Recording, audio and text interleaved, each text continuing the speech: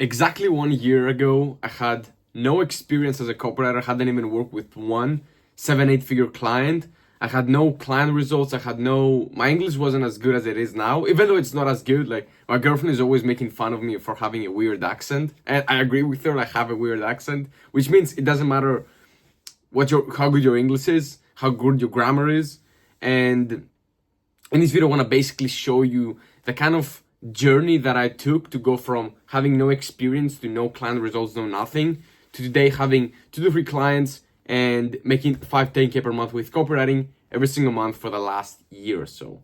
So I want to show you the kind of like the timelines, what you start with when you have no experience, how you go from having no experience to getting somebody to, give you a chance. Like how does the journey look like? This is what I wanted to share with you. And so once you know the journey, then you're gonna find out where exactly you are. And if you find exactly where you are, then you're gonna find out what the next step is or what you need to do to improve, and it's gonna be very good for you. So, and before I get into this, make sure to subscribe because I make these almost daily. So first of all, you start as a nobody. You are exactly where I was last year ago. So what you're doing is you're outreaching and you're a nobody, which isn't a bad thing. You just haven't been in the game long enough. It's like, let's say you're starting fighting, for example. You're not gonna be famous. Like Conor McGregor wasn't famous before he became famous. Like, how can you be somebody if you're not?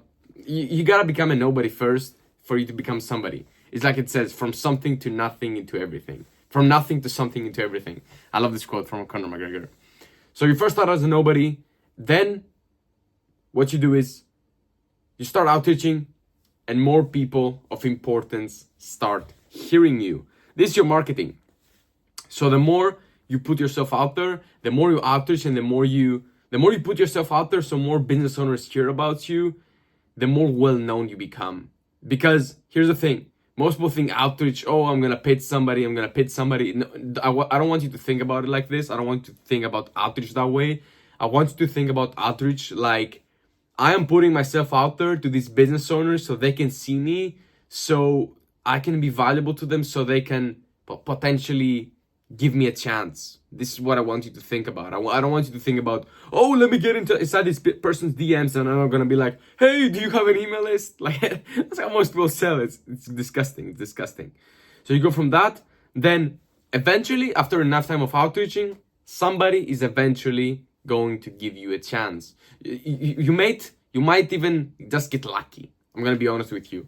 In the beginning, you're not gonna know what you're doing with your outreach. Like at this point, after being in the game for 2 years, I know exactly what it takes to land a client. Like I know what message to send, who to send it to, and I know like if I send 3 of these messages, I'm gonna get somebody interested. Like literally 3 to 5 of these messages, I'm gonna get somebody interested.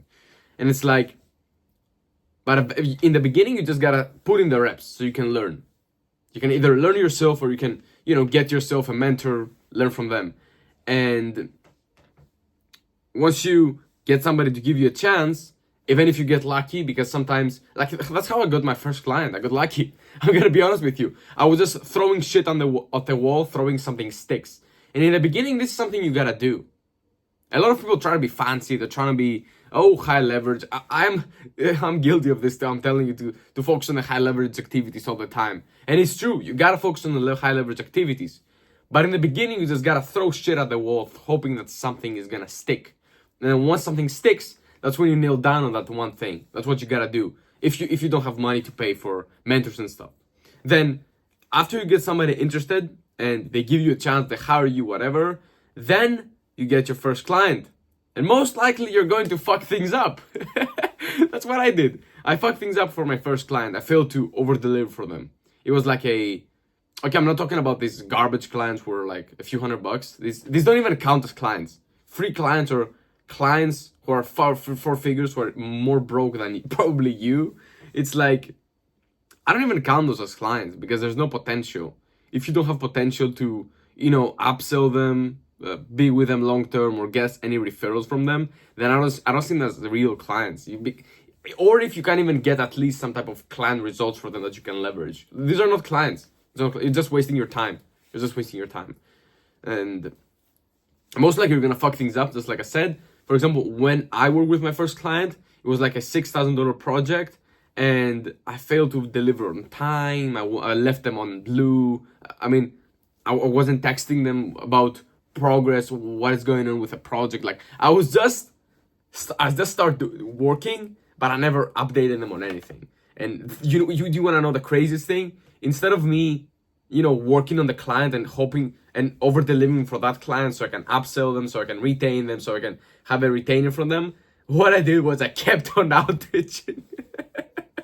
Yeah, that's true. I'm not kidding. I kept outreaching. That's one of the worst things you can do, by the way.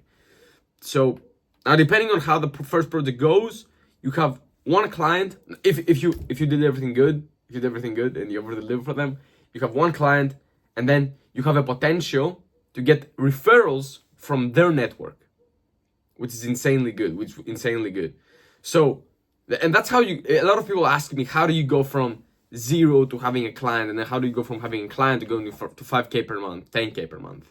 And it's like, it's simple. The process is fucking simple. You get the client, you maintain the client, and this is important for you to maintain the client, because if you don't maintain the client, then it's like you're going one step forward, 2 steps backward. You're always gonna have to find a new client, and you're never gonna be able to secure the income so you can scale. So if you're always, getting a 2K a month retainer, but you lose them the second month, then it's like, okay, you just gotta find a new one. So if you want to scale to 10K per month, you gotta find 5 new clients a month, which is almost impossible. It's impossible.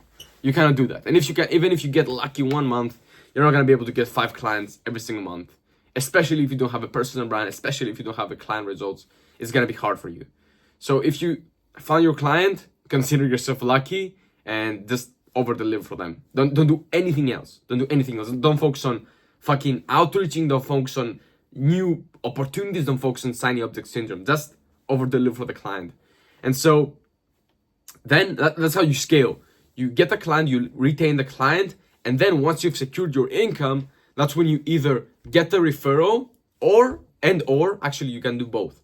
Or you keep outreaching so you can get a new client, and then you get the second client, then you over deliver for that client as well, you secure that client as well, and then you get the third client. It sounds pretty simple. I know it sounds pretty simple because it is fucking simple. All you gotta do is just follow the same process. So you do that, you get somebody else to give you a chance. Once you get the first client, you keep doing the same thing to get somebody else to give you a chance. You got 2 clients, and then you just